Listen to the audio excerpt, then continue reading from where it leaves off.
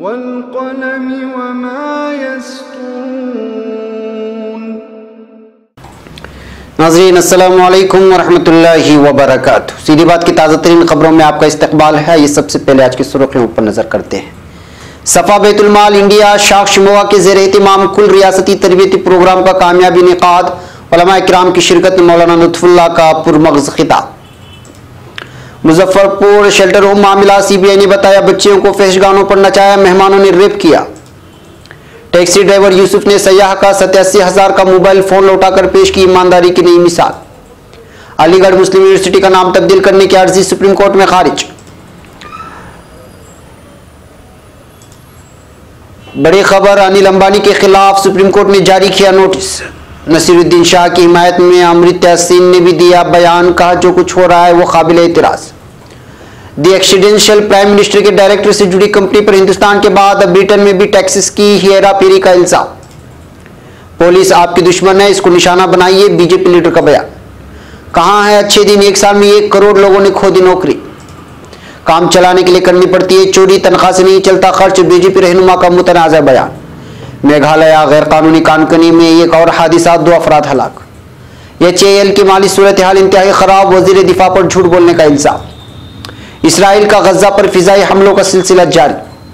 तकरीबन 12 साल से कोमा में रह रही खातून ने बच्चे को दिया जन्म, मामले की तहकीकात जारी। फ्रांस येलो जैकेट मुजाहिरे, 25,000 मुजाहिरीन सड़कों पर निकल आए। तुर्की, ईरान और रूस अपने मोहल्ले में अब खुद जंग लड़े, ट्रंप का बयान। तुर्की और यमन के दरमियान बड़े गहरे ताल्लुकात मौजूद हैं, यमनी सदर अब्दुर्रब्बु मंसूर हादी का बयान।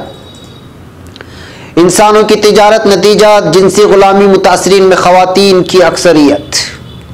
तुर्की का हदफ कुर्द नहीं, आलीदगी पसंद दहशतगर्द तंजीमें दाइश हैं, कालन का बयान। म्यांमार हुकूमत रोहिंग्या मुसलमानों की जिम्मेदारियां अपने सर उठाए, मलेशिया का बयान। तुर्की के कुछ अहम तरीन अखबार से अहम तरीन झलकियां।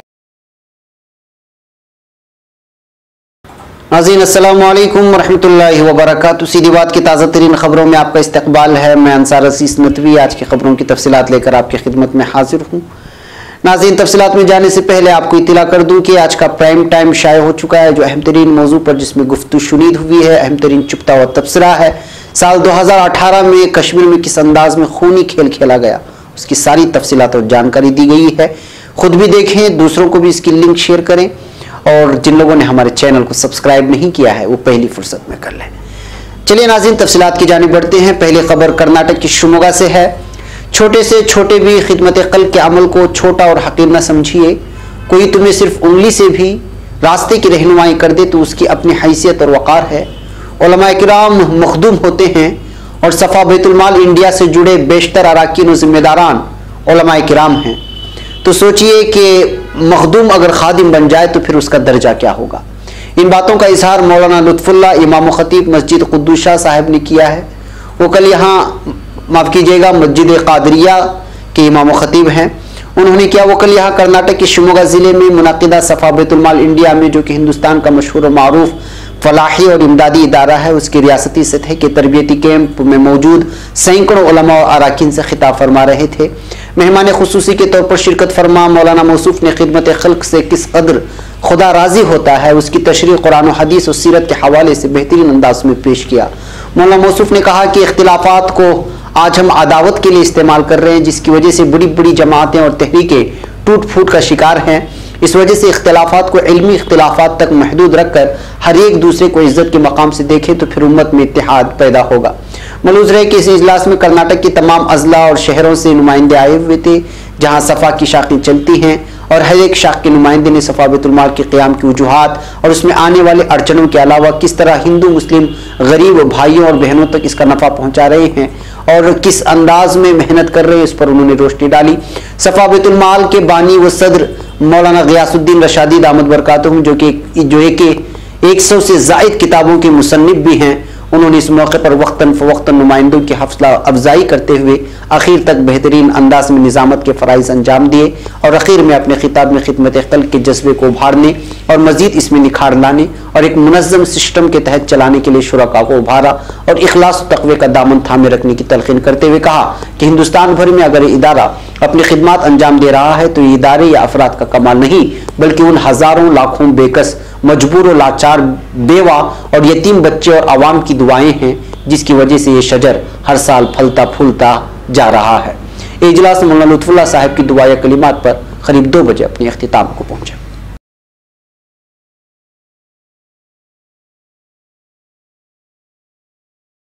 अब खबर नई दिल्ली से। सीबीआई ने कहा है कि मुजफ्फरपुर बालिका गृह में रहने वाली नाबालिग लड़कियों को मालिक और दूसरे लोगों के साथ जिनसी ताल्लुक बनाने और फहश गानों पर नाचने के लिए मजबूर किया जाता था।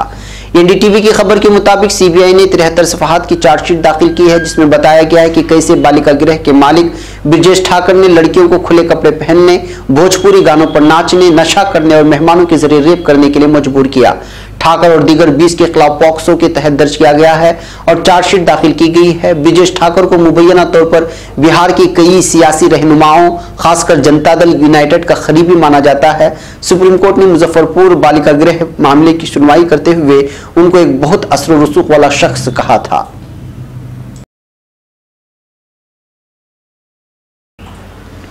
अब खबर मुंबई से। आज भी इस दुनिया में कहीं ना कहीं किसी के अंदर ईमानदारी जिंदा है। इसकी एक मिसाल जया गांव के ऑटो ड्राइवर यूसुफ ने पेश की है। इस ऑटो ड्राइवर के पास टाटा सूमो भी है। हफ्ते को अपनी सूमो में मुंबई के एक सयाह को मणिकरण घाटी के जयनाला से कसोल घुमाने ले गया। मुसाफिर का एप्पल का 87,000 रुपए का मोबाइल फोन गाड़ी में ही गिर गया था। यूसुफ को घर पहुंचने पर जैसे ही गाड़ी में मोबाइल नजर आया तो उसने लौटाने के लिए सयाह की तलाश शुरू कर दी। मोबाइल से सयाह से राब्ता किया, उनके बारे में पूरी मालूमात हासिल की कि वो इस वक्त कहां पर हैं। मणिकरण के बाद मनाली घूमने निकले सयाह को वापसी पर ऑटो ड्राइवर ने ईमानदारी के साथ उनका मोबाइल फोन लौटा दिया। ड्राइवर अपने ऑटो से दिन भर उनकी तलाश में रहा। जब मोबाइल से राब्ता हुआ तो उसने राहत की सांस ली। मुंबई का दुर्वेश जैसे ही मनाली से वोल्वो में रात को हथीथान पहुंचा तो यूसुफ ने उसका मोबाइल उसे लौटा दिया। यूसुफ की ईमानदारी देखकर सभी सयाह उसकी तारीफ किए बगैर नहीं रह सके और कहने लगे कि हिमाचल को यूं ही देवभूमि नहीं कहीं कहा जाता है, इस देवभूमि में आज भी इंसानियत जिंदा है। अब खबर नई दिल्ली से। सुप्रीम कोर्ट ने अलीगढ़ मुस्लिम यूनिवर्सिटी का नाम बदलने से मुतालिक अर्जी को खारिज कर दिया है। चीफ जस्टिस रंजन गोगोई की सदारत वाली बेंच ने अर्जी खारिज करते हुए अर्जी दहिंदा से सवालिया अंदाज में ये भी कहा है कि आप चाहते हैं कि हम ये करें। अर्जी वकील रुद्र विक्रम सिंह ने दाखिल की थी और उसमें कहा था कि मरकजी यूनिवर्सिटी का नाम अलीगढ़ मुस्लिम यूनिवर्सिटी रखना फिरकावारियत को फरोग देने वाला है। अर्जी में यह भी कहा गया था कि ऐसा नाम रखना आइन की दफा 27 के खिलाफ है, यह आइन के असल जज्बे के खिलाफ है। अर्जी में मरकजी हुकूमत, वजारत बराए फरोग इंसानी वसाइल, अलीगढ़ मुस्लिम यूनिवर्सिटी और जामिया मिल्लिया इस्लामिया को फरीक बनाया गया था। अब खबर नई दिल्ली से। सुप्रीम कोर्ट ने एरिक्सन इंडिया प्राइवेट लिमिटेड की तौहीन की दरखास्त पर रिलायंस कम्युनिकेशंस के चेयरमैन अनिल अंबानी को नोटिस जारी किया है। जस्टिस रोहंगटन एफ नरीमन की सदारत वाले बेंच ने एरिक्स इंडिया की अर्जी पर समाअत करते हुए अनिल अंबानी और दीगर को नोटिस जारी किया। कोर्ट ने जवाब के लिए उन्हें 4 हफ्तों का वक्त दिया है। इससे पहले रिलायंस की जानिब से पेश वकील कपिल सिब्बल और मुकुल रोहतगी ने 118 करोड़ रुपए जमा कराने की कोशिश की, लेकिन एरिक्सन के वकील ने उसे इनकार कर दिया। कोर्ट ने रिलायंस को रजिस्ट्री में 118 करोड़ रुपए का डिमांड ड्राफ्ट जमा कराने की हिदायत दी है। काबिल गौर है कि रिलायंस जियो इन्फोकॉम लिमिटेड के साथ असासों की फरोख्त की तकमील की सिमत में 550 करोड़ रुपए की बकाया रकम के अहकामात की तामील न करने के लिए एरिक्सन इंडिया ने अनिल अंबानी के खिलाफ अदालत की तौहीन का मामला शुरू करने का मुतालबा किया है। एरिक्सन ने अदालत से अपील की थी कि अनिल अंबानी को तब तक जेल में बंद किया जाए जब तक वो मुकम्मल अदायगी नहीं कर देते। अब खबर केरला से। केरला के शबरीमला मंदिर में 40 साल उम्र की खवातीन के दाखिले के बाद से पैदा तशद्दुद अब भी जारी है। इस दरमियान नेदुमंगद पुलिस स्टेशन में बम फेंकने के मामले में पुलिस ने 4 आरएसएस कारकुनान के खिलाफ मामला दर्ज कर लिया है। इसमें नूरानंद परवीन का नाम भी शामिल है जो कि इस वक्त फरार है। इन लोगों पर इल्जाम है कि उन्होंने नेदुमंगद पुलिस स्टेशन में बम फेंका था। सोशल मीडिया पर इस वाक़े का वीडियो तेजी के साथ वायरल हो रहा है। वीडियो में आरएसएस प्रचारक नेदुमुगंद पुलिस स्टेशन पर बम से हमला कर रहा है। खबरों के मुताबिक इस हमले के दौरान तकरीबन 5 लोग जख्मी हो गए थे। इस वीडियो में एक शख्स पुलिस स्टेशन पर बम फेंकता हुआ नजर आ रहा है। पुलिस के मुताबिक आरएसएस, बीजेपी और बरसर इख्तिदार सीपीएम के हामियों के दरमियान कई जगह पर तसादुम की खबरें हैं। इस ताल्लुक से वजीर आला पिनराई विजयन का कहना है कि रियासत में बीजेपी और आरएसएस के लोग तशद्दुद को हवा दे रहे हैं। रियासत के पुलिस हेडक्वार्टर से जारी आदाद शुमार के मुताबिक तशद्दुद के मामलों में 1772 केस दर्ज किए गए हैं और इन मामलों में कुल 5397 लोगों को गिरफ्तार कर लिया गया है। पुलिस के मुताबिक गिरफ्तार लोगों में 4667 को अदालत से जमानत मिल चुकी है, जबकि 731 लोगों को रिमांड में लिया गया है।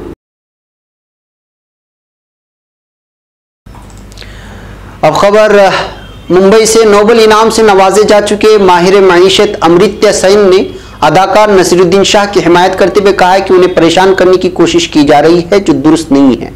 उन्होंने कहा कि मुल्क में जो कुछ हो रहा है वो काबिल एतराज है, उसे बंद किया जाना चाहिए। मुल्क में भीड़ के तशद्दुद पर रद्दअमल जाहिर करने और गैर सरकारी तंजीमों पर हुकूमत के जरिए की जा रही मुबैना कार्रवाई के खिलाफ एमनेस्टी इंडिया के लिए एक वीडियो में आने की वजह से नसीरुद्दीन शाह तनाज़ात में आ गए हैं।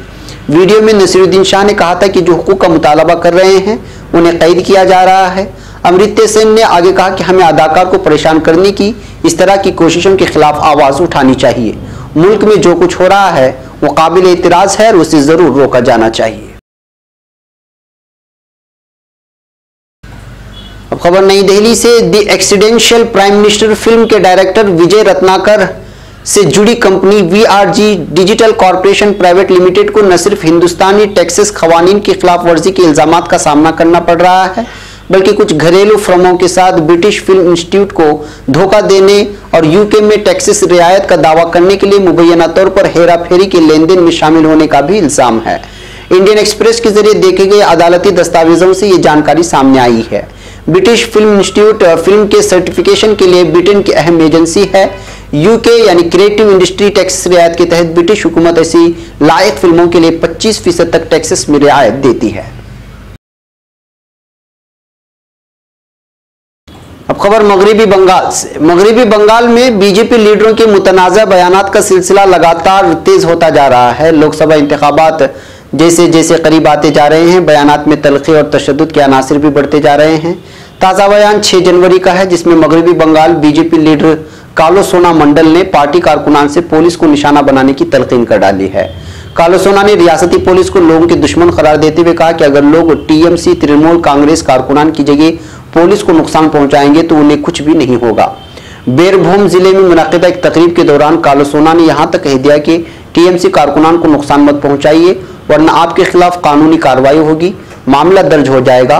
टीएमसी आपकी दुश्मन नहीं है, आपकी दुश्मन पुलिस है। आप पुलिस को निशाना बनाइए और नुकसान पहुंचाइए। अब खबर नई दिल्ली से। मुल्क में नौकरियां कम होने और बेरोजगारी बढ़ने पर कांग्रेस ने मोदी हुकूमत की सख्त अल्फाज में तनकीद की है।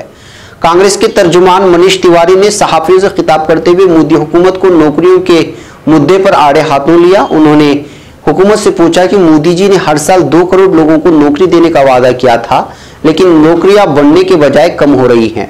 मनीष तिवारी ने कहा, हाल ही में बेरोजगारी पर CMIE ने एक रिपोर्ट जारी की है, जिसके मुताबिक साल 2018 में 1 करोड़ अफराद ने अपनी नौकरियां खो दी हैं। दिसंबर 2017 में 40.79 करोड़ अफराद के पास नौकरी थी, लेकिन साल 2018 में ये तादाद घटकर 39.7 करोड़ रह गई हैं, यानी 1 करोड़ से ज्यादा अफराद बेरोजगार हो गए हैं। अफसोस की बात यह है कि नौकरियां खोने वालों में 80% खवातीन हैं और उसमें भी वो खवातीन ज्यादा हैं जिनका ताल्लुक देहात से है। अब खबर उत्तर प्रदेश से। लोकसभा इंतखाबात से कबल उत्तर प्रदेश में इत्तेहादियों के सबब बीजेपी पहले ही परेशान है। दूसरी तरफ बीजेपी मेंबर पार्लियामेंट अपनी हुकूमत की पॉलिसियों के खिलाफ सवाल उठा रहे हैं। ताज़ा वाकया बस्ती के बीजेपी रहनुमा हरीश द्विवेदी का है, जिन्होंने कहा कि रहनुमाओं को मौजूदा निजाम में कमी के चलते चोरी करनी पड़ती है। खबरों के मुताबिक उत्तर प्रदेश के बस्ती लोकसभा सीट से बीजेपी के रहनुमा हरीश द्विवेदी ने बदउनवानी को लेकर मुनाकिदा एक मीटिंग के दौरान इंकिशाफ किया है। मेंबरान पार्लियामेंट और मेंबरान असेंबली की तनख्वाह से जुड़े एक सवाल पर उन्होंने कहा, एमपी को 12 मुलाजिमीन की जरूरत होती है, लेकिन तनख्वाह सीनियर प्राइमरी टीचर से भी कम है, तो चोरी तो करनी ही पड़ेगी। उन्होंने वज़रा सियासतदानों के अखराजात के बारे में मजीद कहा कि तनख्वाह से कोई एमपी या वजीर अपना इंतखाबी हल्का नहीं चला सकता, उसके लिए फंड्स इकट्ठा करने के लिए दीगर इकदाम करने पड़ते हैं। खबरों के मुताबिक बीजेपी मेंबर पार्लियामेंट ये जवाब ऑडिटोरियम में मौजूद एक नौजवान की तरफ से पूछे गए सवाल के जवाब में दिया था।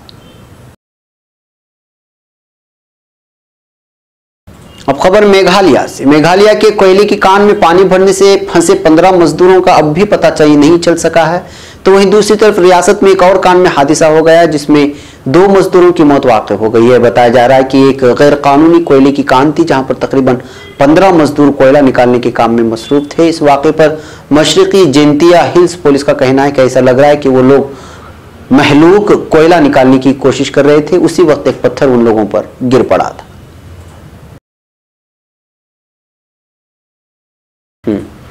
अब खबर नई दिल्ली से। हिंदुस्तान एरोनॉटिक्स लिमिटेड यानी HAL को अपनी इक्तिसादी हालत बताने के लिए बयान देना पड़ा है। HAL के ताल्लुक से खबरें हैं कि कंपनी के पास मुलाजिमीन को तनख्वाह देने के लिए पैसे नहीं है और उसने उसके लिए बैंक से और ड्राफ्ट की सहूलत हासिल की है, जो बैंक से एक किस्म का कर्ज होता है यानी ओवरड्राफ्ट। इतवार को HAL ने कहा कि उसने 962 करोड़ रुपए का ओवरड्राफ्ट लिया है। HAL के एक ट्वीट में कहा गया है कि मार्च तक जो मुतवक्के कलेक्शन होता है इससे माली सूरत हाल बेहतर हो जाएगी। LCA यानी हल्के लड़ाकू जहाज मार्क IA-83 और LCH हल्के लड़ाकू हेलीकॉप्टर 15 अपने आखिरी मरहले में हैं। वाज़ेह रहे HAL में 29,000 मुलाजिमीन काम कर रहे हैं। अब खबर फिलिस्तीन से। इसराइल ने गजा पर फिजाई हमलों का सिलसिला जारी रखा हुआ है और अपनी जुल्म व बर्बरियत का सिलसिला यूं ही जारी रखा हुआ है। इसराइल के जंगी तैयारों ने गजा के शिमाल में बैतुल हम्मास निशाना बनाया है। रात गए इसराइल के फौजी रेडियो की जानिब से जारी करदा एलामिया में कहा गया है कि गजा की जानिब से फेंके जाने वाले रॉकेट को दिफाई निज़ाम ने नाकारा बना दिया। रॉकेटों की इस हमले की जिम्मेदारी किसी भी फिलिस्तीनी ग्रुप ने तस्लीम नहीं की। इसराइली वीडियो के मुताबिक कल शाम गजा की पट्टी में हम्मास के 2 ठिकानों को निशाना बनाया गया। इसराइली फौज की जानिब से जारी करदा एलामिया में इसराइली जंगी तैयारों की जानिब से हम्मास के ठिकानों को निशाना बनाने और तबाह करने से आगाह किया गया है। अब खबर अमेरिका से। इंसानियत को शर्मसार करने वाला एक मामला सामने आया है। अमेरिका की रियासत एरिज़ोना की राजधानी फेनिक्स के एक अस्पताल में गुज़िश्ता 12 बरसों से ज्यादा अरसे से कोमा में पड़ी एक खातून ने 29 दिसंबर को एक बच्चे को जन्म दिया है। तो वहीं पुलिस इस बात की जांच कर रही है कि आखिर वो खातून कैसे हामिला हो गई और इस बात का अंदेशा जाहिर किया जा रहा है कि अस्पताल के किसी मुलाजिम ने उसके साथ जिनसी ज्यादती की है। बता दें कि खातून ने 29 दिसंबर को एक सेहतमंद बच्चे को जन्म दिया है, लेकिन पूरे मामले में हैरान करने वाली बात यह है कि आखिर किसी को भी बरवक्त खातून के हामिला होने का पता नहीं चल सका है। अब खबर फ्रांस में येलो जैकेट तहरीक की तरफ से 17 नवंबर को शुरू किए गए मुजाहिरों के 8वें मुजाहिरे के लिए आवाम सड़कों पर निकल आए हैं। मुल्क भर में तकरीबन 25,000 अफराद ने मुजाहिरों में शिरकत की और पुलिस ने मुजाहिरीन के खिलाफ ताकत का इस्तेमाल किया। दारुल हुकूमत पेरिस में 2 मुख्तलिफ मकामात पर मुजाहिरे किए गए हैं, जिनमें से एक बल्दिया की इमारत के अतराफ में और दूसरा शांजे लेजे शाहरा पर किया गया। 3,500 मुजाहिरीन की शिरकत से किए गए इन मुजाहिरों के दौरान तशद्दुद के वाक़यात में 18 अफराद को हिरासत में ले लिया गया है। पुलिस ने मुजाहिरों को रोकने के लिए आंसू गैस और वक्तन फवक्तन तशद्दुद का इस्तेमाल किया। मुजाहिरों का सिलसिला सिर्फ पेरिस तक ही महदूद नहीं रहा, बल्कि रोइन, नांटीस और बोर्डियाकस में भी मुजाहिरीन सड़कों पर आए। अब खबर अमेरिका से। अमेरिका के सदर डोनाल्ड ट्रंप ने कहा है कि उन्होंने शाम से अमेरिकी यूनिटों के निकलने के मामले में पुरअज़्म होने का बयान दिया है, लेकिन इस इनखला के एक मुख्तसर वक्त में होने के बारे में कोई बात नहीं की।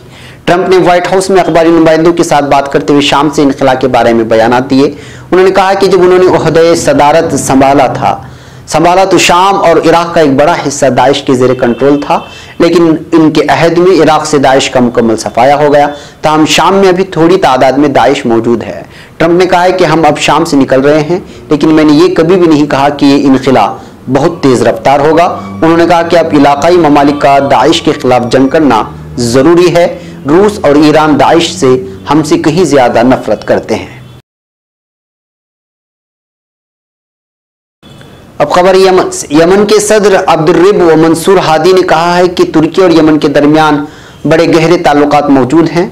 यमन की खबर रसा एजेंसी सबा के मुताबिक यमन के सदर अब्दुर्रब मंसूर हादी ने इन ख्यालात का इजहार अपनी मुद्दत मुलाजमत मुकम्मल करने वाले तुर्की के सफीर लेवंत येलर को सऊदी अरब के दारुल हुकूमत रियाज में शर्फी मुलाकात बख्शते हुए किया।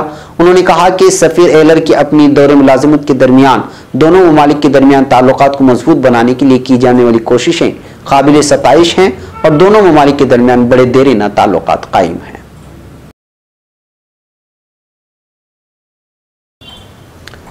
अब खबर अक़वाम मुत्तहिदा के ताल्लुक से आलमी इदारे की एक नई रिपोर्ट में कहा गया है कि दुनिया के मुख्तलिफ ममालिक में जराइम पेशा अफराद और गिरोह हर साल जितने भी इंसानों की तिजारत या स्मगलिंग करते हैं उनमें से हर 10 में से 6 वाक़यात का अंजाम मुतासिर अफराद का जिनसी इस्तेहसाल या उनसे जबरन कराई जाने वाली जिनसी गुलामी होती है। इससे भी ज़्यादा बाइस अफसोस और काबिल मजम्मत बात यह है कि जिनसी इस्तेहसाल का निशाना बनने वाले उन इंसानों में अगरचे बालिग और नाबालिग मर्द भी होते हैं, ताहम उनमें बड़ी अक्सरियत बच्चियों और ख़वातीन पर मुश्तमिल होती है।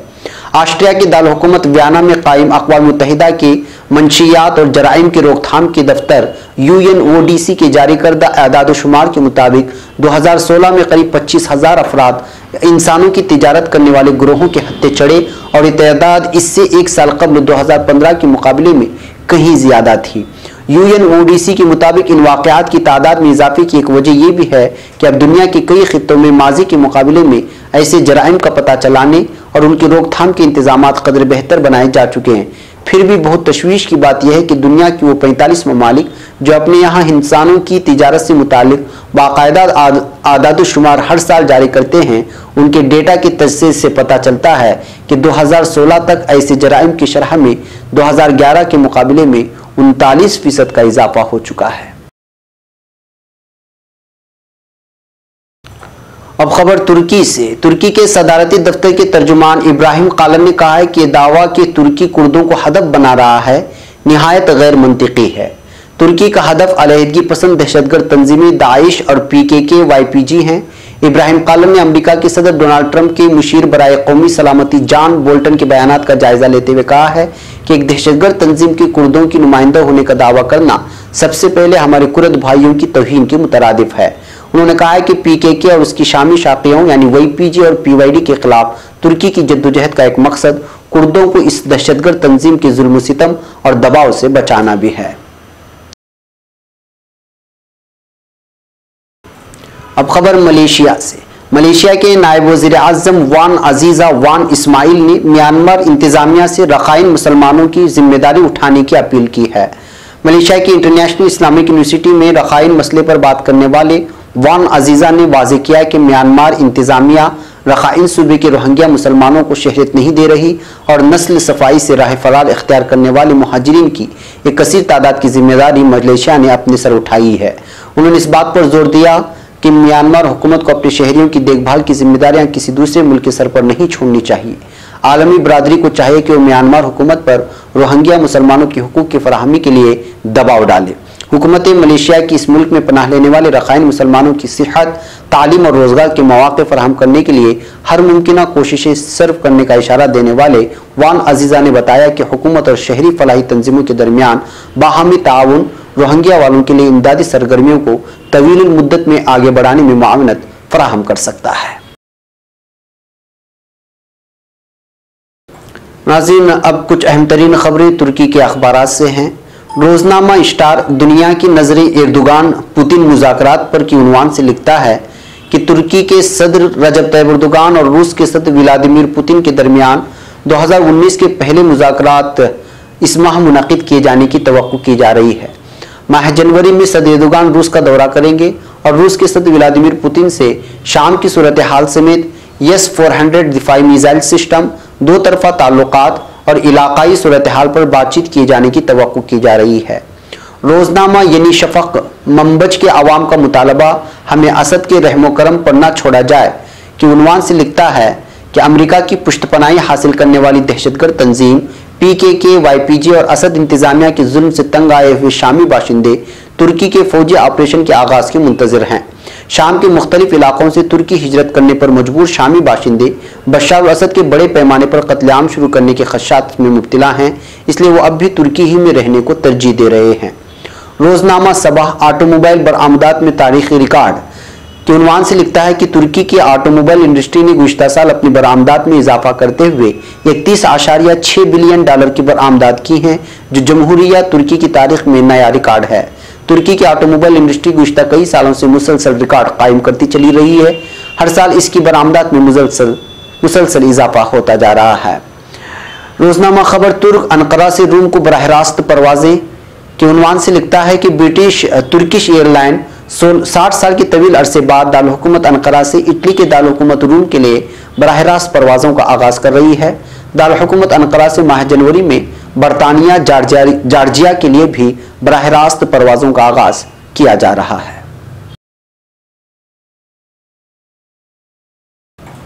नाज़रीन, ये थी आज की ताज़ा तरीन खबरें। अगली ताज़ा तरीन खबरों के साथ फिर आपसे मुलाकात होगी।